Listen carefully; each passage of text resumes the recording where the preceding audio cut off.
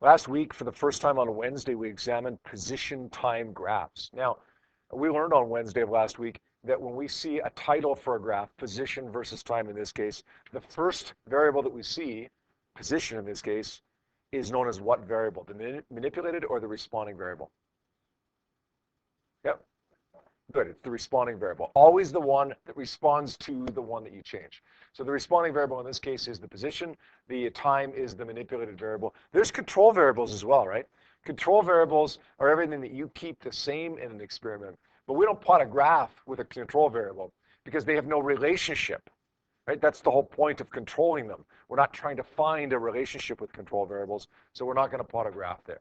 Notice time, our manipulated variable, always goes on the x-axis. Position, in this case, our responding variable, goes on the y-axis. Now, I've got a graph here that slopes downward. It doesn't curve downward. It's a straight line, but it slopes downward. What does that tell us? Forget about calculations or reading anything off the graph. What does the shape of that graph tell us? What does the shape of that graph mean? What's the object undergoing this motion doing in this particular graph? Yep. Yes, it's traveling at a constant velocity. Every time we see a straight line on a position time graph, the slope isn't changing. On a position time graph, it's traveling at a constant velocity. But for this one, we could be a little bit more specific than just say constant velocity. Because you looked like your hand was ready to go up there, but no? No? No, it's not decelerating. But you're on the right track there. If we put both of those together, we're almost there. Good. It's going at a constant velocity. Can't be decelerating, because if it was decelerating, it wouldn't be a constant velocity, it'd be slowing down, right? So it is going at a constant velocity. You're right, and you're right, Colleen, that it's going at a constant negative velocity. It's going in the backwards direction. Not necessarily the car in reverse, okay? If that's the forward direction, we could be going forwards, but in the negative direction. That's a constant negative velocity. All right, that's versus this graph that would be a constant positive velocity versus this one where the object is in the same place, so stopped, not moving, versus this one where the object is, accelerating, speeding up, versus this one where the object is decelerating or slowing down. Good. All right, let's try to find something now with this graph. Let's try to determine something numerically from this graph. Position of the object in the graph at 10 seconds. Well, whenever you want to find something that appears on the y-axis of the graph, all you're going to do is go up and over. So at 10 seconds, we're going to go up and over. My position there is 30 meters to the east. If we say east is positive, then my position is 30 meters to the east. The displacement of the object in the graph to the left between 0 and 10 seconds. Displacement is defined as change in position. If position is up and over, then change in position is up and over, and then subtract them. So between 0 and 10 seconds, we got 80 meters right here. We got 30 meters right there. We're going to say it's 30 meters final minus initial. Gives me negative 50 meters. How else could you have expressed that besides negative 50 meters? Yeah. Good, 50 meters to the west. East is positive, so west must be the negative. Good. The average velocity between 0 and 10 seconds. A couple ways to do this. On Wednesday, we learned that velocity is displacement over time. It is. It is velocity over time, or displacement over time. The displacement here is negative 50.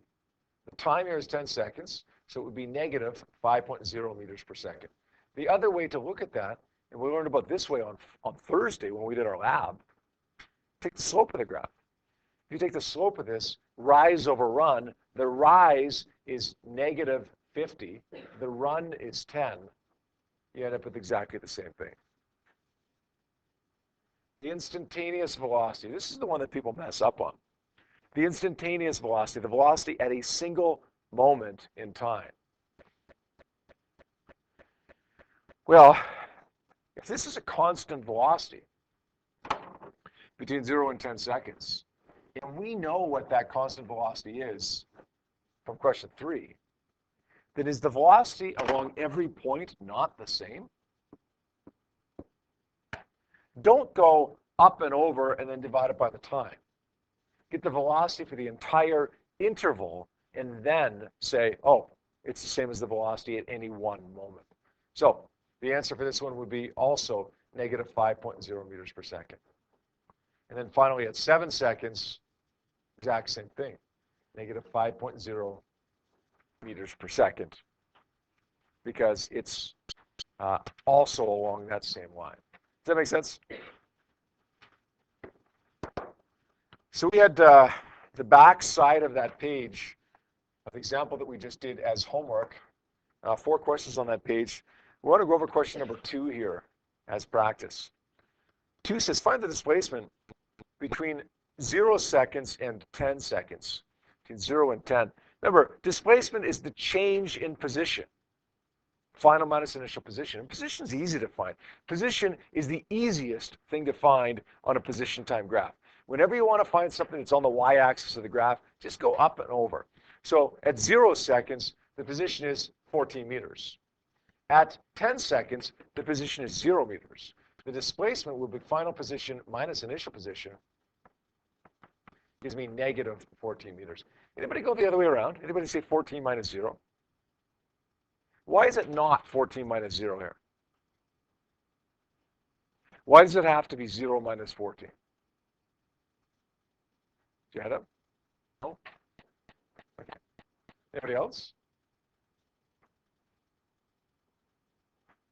Eric, why does it have to be 0 minus 14, not 14 minus 0? Right. It's good.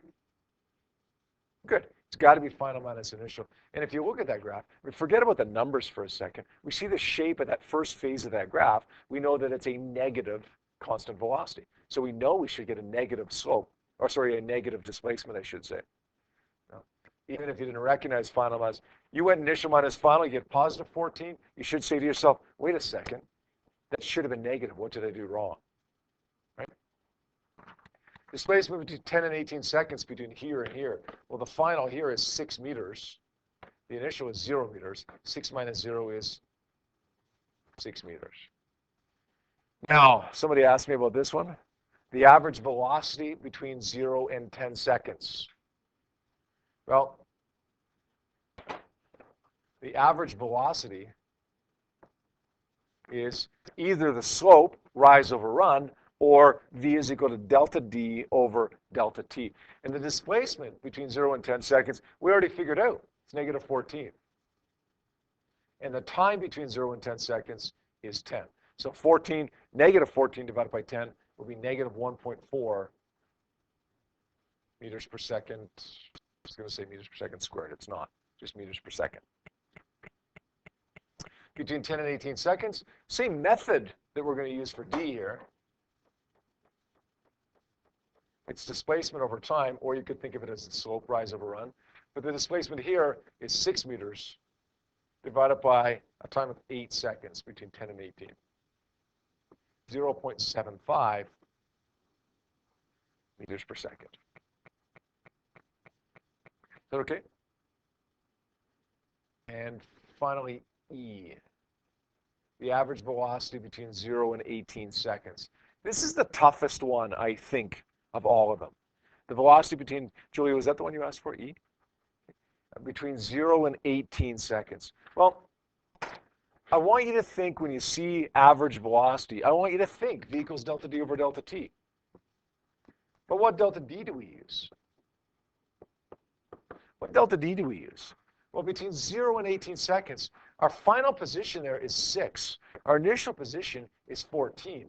So it's going to be 6 minus 14, giving me negative 8 meters.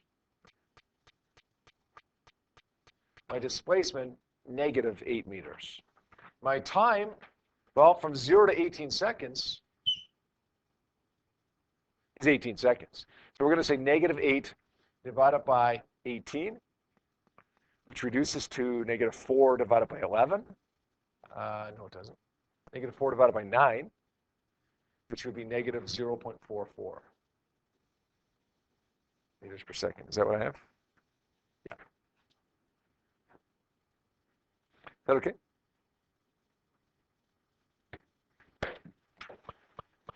Shifting gears a little bit, we're going to talk about acceleration today. We've mentioned that word before. When we looked at position time graphs and the graph was curving upwards, we said the object was accelerating. What do we really mean by that? When we said the object was accelerating, when we saw a position time graph that looked like this, what was the object really doing? Yep, picking up speed, yeah. The object is speeding up. An acceleration means an object is speeding up or an object is slowing down. Either one of those represents acceleration. More specifically, we define acceleration as the rate, not just change in velocity, but the rate of change in velocity. How quickly the velocity is changing. Not the fact that you're going from 0 to 100 in your car, but how quickly you're going from 0 to 100 in your car. The rate of change of velocity. Now, anything that's a rate, not just acceleration, but anything that's a rate, has time on the bottom. So if it's a rate of change of velocity, it's going to be change in velocity over time. That's the main equation. Now, there's lots more of equations for acceleration as well, but that's the main one. And that's the one that's going to lead us to the units for acceleration. What do we got here on the top here? Delta V is meters per second.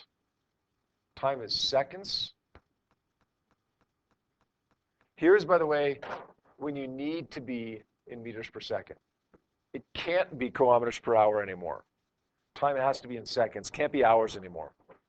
Got to be meters per second. Got to be seconds. When you divide meters per second by seconds, you end up getting meters per second squared. So as long as you're using standard units for acceleration, then you're always going to get meters per second squared. That's not a speed. Meters per second is speed. That's not how fast you're going. That's how quickly you're accelerating. You can accelerate at an incredibly high rate, but not be moving very fast. You can accelerate at an incredibly low rate and be traveling really fast. Travel in an airplane. Most of you guys have probably traveled in an airplane at some point, right? It goes 800 or 900 kilometers per hour. That's really fast. But for the most part, that airplane's not accelerating. The rate of change of velocity is 0 for the most part, maybe for most of your trip. So this is not velocity, even though it looks like it because it's meters per second squared, it's the rate of change of velocity. Oh my goodness. We learned our second equation of the year so far. We only had V equals D over T before that. Here's another one. A equals delta V over delta T. And we have more? Yes, we do. How about VF squared equals VI squared plus 2AD? How about, oh my goodness, another one? D is equal to VIT plus 1/2 AT squared. How about D is equal to VFT minus 1/2 AT squared? How about D is equal to VI plus VF over 2 times T? Holy cow, never ends. Well, it does now. So yesterday, you guys went to bed knowing one physics equation. Now, in a matter of 5 minutes, you know 6 physics equations. One for constant velocity, constant or average velocity. That's our V equals D over T1. And then 5 for acceleration. We will call, from now on, this our group A equation. We'll call it that because we're going to categorize every problem that we encounter as being either constant or average velocity or acceleration. If it's constant or average velocity, it's a category A. If the problem involves acceleration, the object is speeding up or slowing down, we're going to call it a category B. Now, if it's a category A problem, just like all the problems you've done to this point have been, we're going to use V equals delta D over delta T. If it's a category B problem, because it involves acceleration. The thing is speeding up or slowing down. Then we're going to choose from our group B equations. Don't choose from the wrong group. There's 5 equations in group B.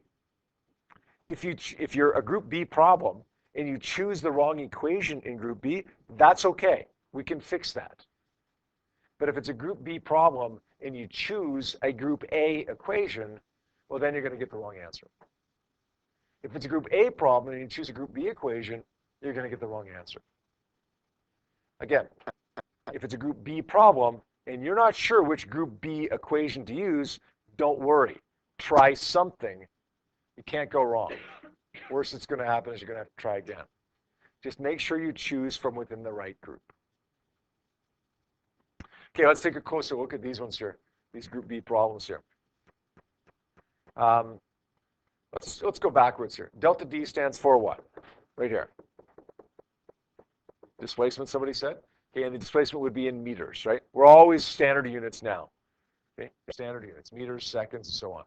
T stands for time, okay, seconds. VI stands for initial velocity, okay, meters per second. VF stands for final velocity, meters per second. Good. Question? Yeah. VF? VF stands for? Good, final velocity. T stands for time. A is, just a little arrow over it, acceleration. T is time again. D is displacement in meters. Displacement, initial velocity, time, acceleration, time. Easy, right? What's VF stand for there? Final what? Oh, wait a second. Maybe for the first time in the last 5 years, somebody's answered that question correctly. Could you tell me again what VF stands for? Final speed, not velocity. How do you know that it's final speed, not final velocity? Good. Doesn't it have the little half arrow vector over top of it? So what's the difference? Well, generally, speed and velocity will be the same value, except that speed won't have a direction. Velocity does. So when you solve for that value, let's say it works out to be 5. It could be 5 up or 5 down. 5 to the right, 5 to the left. We won't know from the equation which way it is. All we know is its magnitude, 5.0 meters per second. This would be VI, initial speed, acceleration, displacement. One more little thing before we do the first of many examples for this. Look closely at this last equation here. It doesn't even have an A in it. It doesn't even have an acceleration in it. So how can we say that it's for an object that's accelerating? Well, you got a VI and you got a VF, and if those two values are different, then how could it not be accelerating, right? If the initial velocity is not the same as the final, it must be either speeding up or slowing down. So even though it doesn't say acceleration, it's still got to be acceleration. Here's what I'd like you to do right now before we take a look at our first example. Take out your data sheet. Take out your data sheet. You're going to see on that data sheet 6 equations under kinematics. The one in the top left-hand corner is going to be delta D over delta T. And then you're going to have a bunch of others. I want you to circle that first one and put a little A there. It's a group A equation. I want you to circle the rest of them together and put a little B there. It's a group B equation. If you want to add this, feel free to do that. Reminding us that group A is for constant or average velocity. And group B, we might want to put the note in there to remind us that those are all for acceleration, whenever an object is speeding up or slowing down.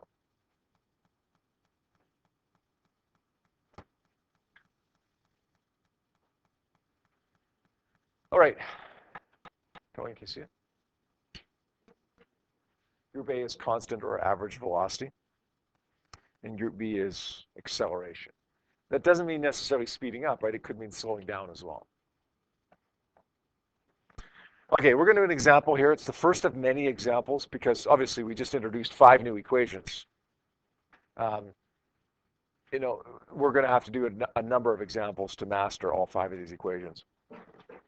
What I want you to do as we're going through this first one and all the rest of the examples is stop and think, first of all, not what equation do I use, not what are my givens, what do I have provided to me, but I want you to think, first of all, what is this? Is this group A or group B? Is this traveling at a constant velocity or average velocity, or is it speeding up or slowing down? Okay, identify group A or group B, and then decide, okay, what are my givens, and then which equation should I use? Okay, so the first one, page 47 of your textbook, example 1.12. It says, a hybrid car with an initial velocity of 10 meters per second to the east, I'll just define east as positive now, accelerates at 3. How long will it take the car to acquire a final velocity of 25 meters per second? Is this group A or group B? Is this a constant velocity, or is this acceleration? Yep. It's acceleration, good. It's speeding up, right? It accelerates at 3 meters per second squared. Of course it's acceleration. So it's going to be a group B problem. We're going to use one of those group B equations. Just no matter which one. Let's write down our givens, and that'll help us to determine which equation we're going to use from within the group B category. I'll write down some numbers here. You're going to tell me what they mean.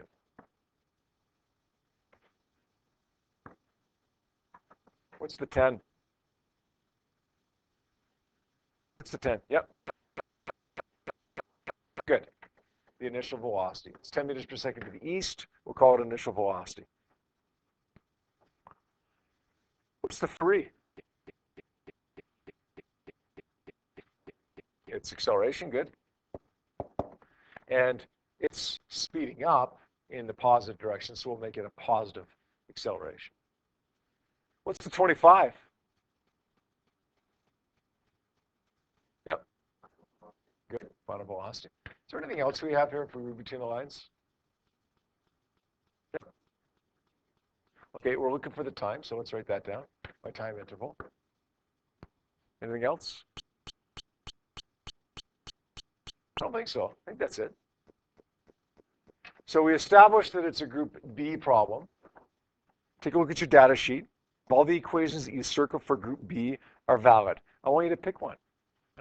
If you pick the wrong one, I'm okay with that. I'm perfectly fine with that, as long as you don't give me v equals d over t. Why can't you give me v equals d over t? Why can't you give me v equals d over t? Oh, it won't work. Okay, good. Good enough. It won't work. Why won't it work? Anybody tell me that? It's a group A equation, right? This is a group B problem. Group A is for constant or average velocity, and that's not what we have here. So as much as sometimes it looks like it fits the givens, I don't care. If it's not group B, if it's not a group, if it's not a group A problem, don't use a group A equation, even if it does look like it fits the givens. Okay, so choose from your group B. Which one do you want to try? Which one do you want to try first?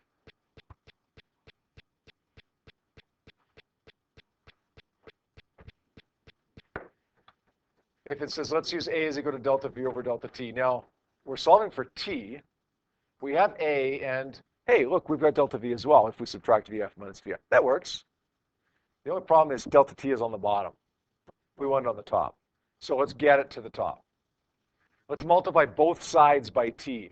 It becomes A times T equals delta V over T times T. The two T's cancel, and that's what we end up with, right? Okay, so how do we get T by itself? Divide by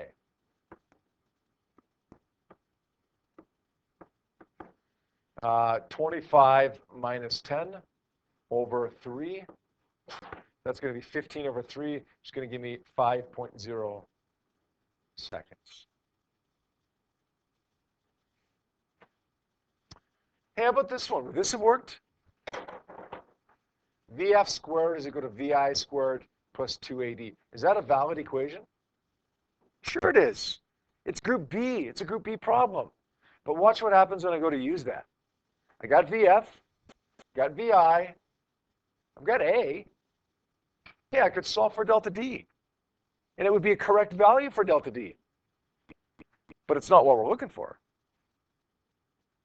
So it wouldn't be wrong to do that. You'd get delta D. Then you just have to look at it and say, oh, it's not what I was looking for. Let's try something else. Okay? Good news is, as long as you're in the right category of equations, A or B, you can't go wrong. The worst that happens is you use a wrong equation, you solve for something, it's not what you're looking for, try again. That's the worst case scenario. Best case scenario is it works out like it just did, we got it right away.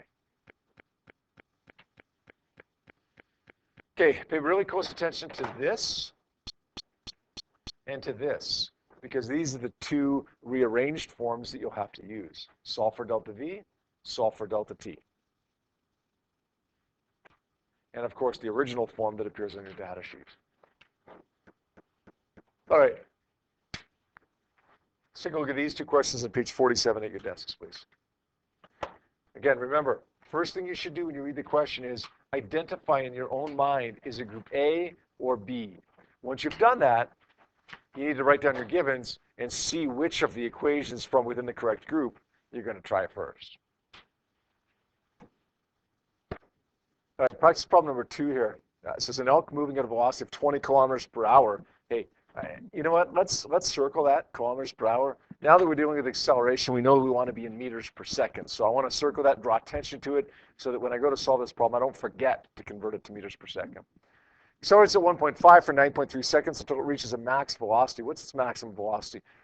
In kilometers per hour, although if you get it in meters per second, I'm fine with that. Group A or Group B? Group A or B?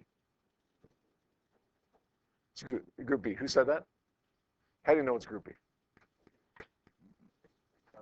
Right. It's speeding up, right? It's accelerating at 1.5 from 20 to whatever kilometers per hour. So let's write down some givens here. We're going to say that VI is 20 kilometers per hour. Define north as positive. We're going to want to convert that in a minute here. A is 1.5 meters per second squared. We're going to say the time is 9.3 seconds. And we're going to look for VF, the final velocity here. Let's convert this to meters per second now. 20 times 1,000 divided by 3,600. What does that end up giving me in meters per second? 5.5 repeating? Is it 5.5 repeating?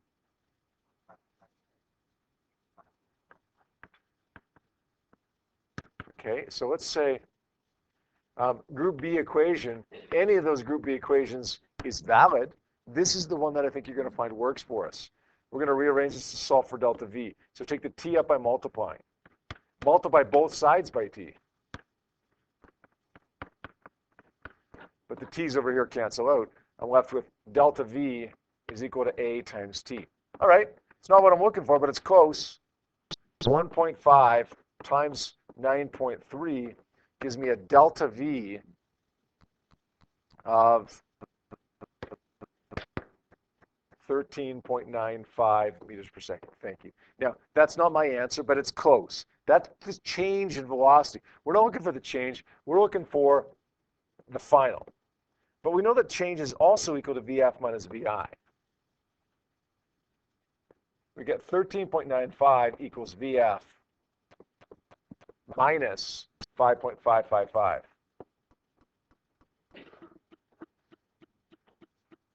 How do you take that 5.55 over to the other side? It's subtracted from the right side, take it to the left side by addition. Exact opposite, right? So 13.95 plus 5.55 should give me 19 point something. What was that, 19 and a half? Exactly? 19.51. We'll just make it 19.5 meters per second. We want to convert that to kilometers per hour. We went through that process one day. I won't go through it again because, in all honesty, you're not going to have to convert from meters per second to kilometers per hour. You will have to go the other way around. Okay, like we did in this question. Yeah.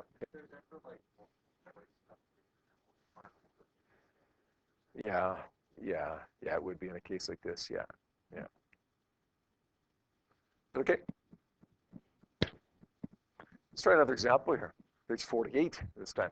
This is a cattle train traveling west at 60 meters per second is brought to rest in 8 seconds. What's the displacement of the cattle train while it's coming to a stop? You know what? Usually I make east positive, but since everything is to the west here, why don't we just make west positive? It's easier, I think, and then we don't have to worry about negatives, right? You want to make east positive? Go ahead. You just have to introduce some negatives in here. All right. What do you got here? I got 16 meters per second. I got 8 seconds. That's it, I think. What's the 16? What's the 16, Peyton? What's that 16 mean?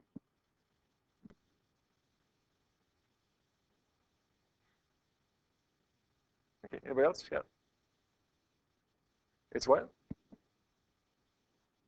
Okay, velocity, v. But what velocity is it? It's not just any velocity. It is the, no,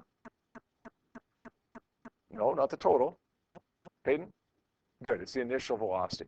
This is the speed, or I shouldn't say this is the speed, this is the velocity of the object when the problem starts. The initial velocity. The time is 8 seconds. Hey, that's not much. Do we have anything else? Yeah. Good. What is it? Good. How'd you know that? Good. It says it comes to a stop. So that's one of those ones where you got to read between the lines. Yeah. Yeah. You know it has uniform acceleration, but I'll tell you what. Uniform acceleration just means that it's accelerating, not going at constant speed, but accelerating at a constant rate. In other words, A isn't changing, and it'll never be changing for you guys. So all the problems that involve acceleration will be uniform acceleration. What are we looking for? Displacement? Is this group A or group B? Is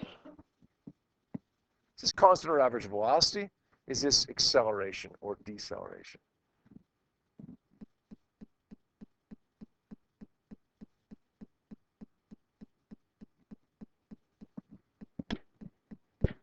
Okay, Nathan, what do you got? Group B? Yeah, absolutely. So any of those group B equations, any of them. Pick one. Pick one, quick. I'm going to call on you. Have one ready to go. I don't care if it's the right one or not, as long as it's in the group B equations here, okay? Colleen, which one do you want to use?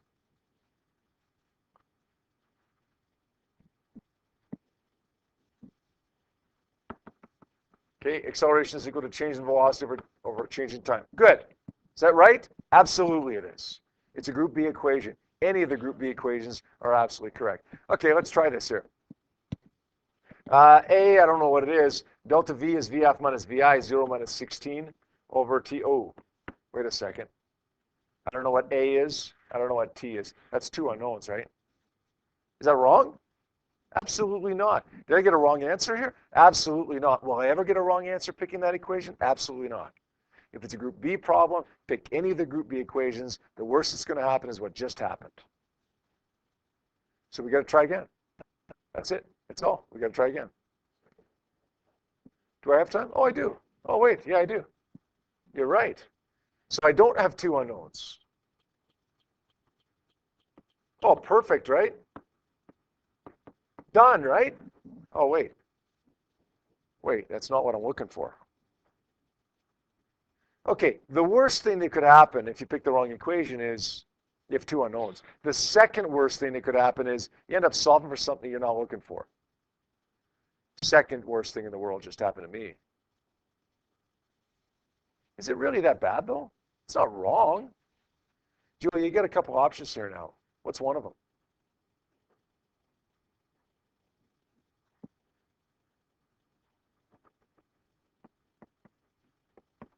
Okay.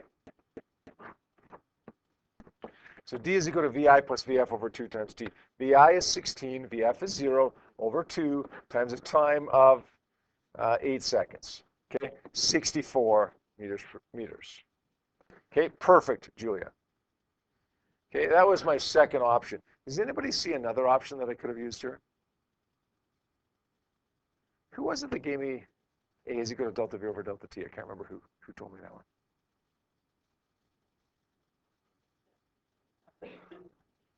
I'm sorry? Time was what? No, time was 8. No. Who got me this? Who was that? Oh, it was Colleen, that's right. Do you see another option here, Colleen? Now that I have acceleration, couldn't I just do this? One of my other group B equations?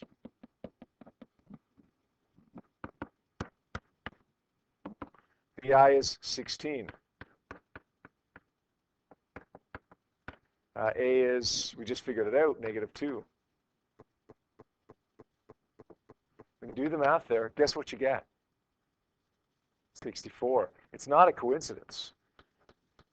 Okay, if you can get what you're looking for by using one of the proper categories, one of the proper equations in the right category, then you're not going to get the wrong answer.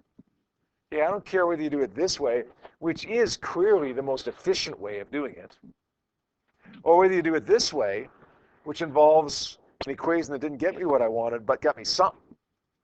And then another equation. It doesn't matter. I don't care. Trust me.